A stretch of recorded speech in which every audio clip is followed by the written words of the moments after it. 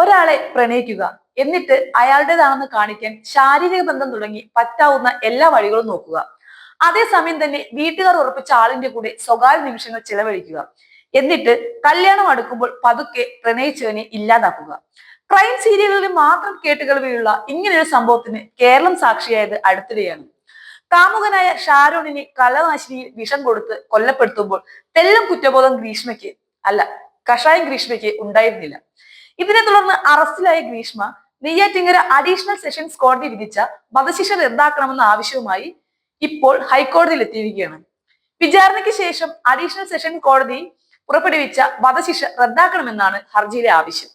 നിലവിൽ തിരുവനന്തപുരം അട്ടക്കുളങ്ങര ജയിലിലാണ് ഗ്രീഷ്മ. ഹൈക്കോടതി കേസ് പരിഗണിക്കുന്നത് വരെ ഗ്രീഷ്മയ്ക്ക് ജാമ്യമോ പരോളോ ലഭിക്കില്ല.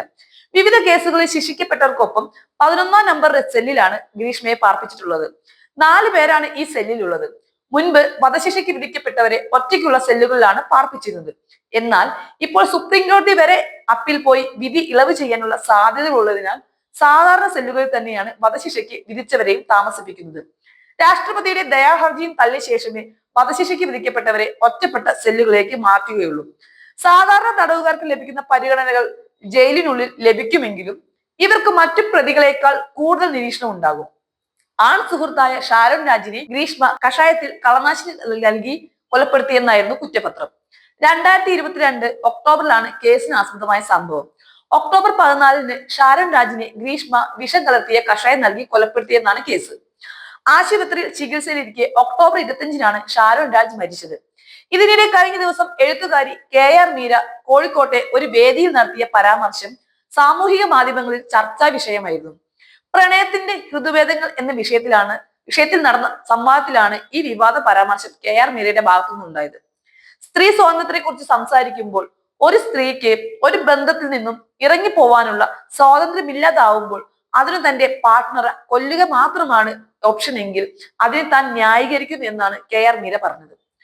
കൂട്ടത്തിൽ ആ കുറ്റകൃത്യത്തിലേക്ക് അവളെ നയിക്കാതിരിക്കുക എന്നത് ഇപ്പറഞ്ഞ എല്ലാം തികഞ്ഞ കാമുകന്റെ കടമയാണെന്നും പറയുന്നു.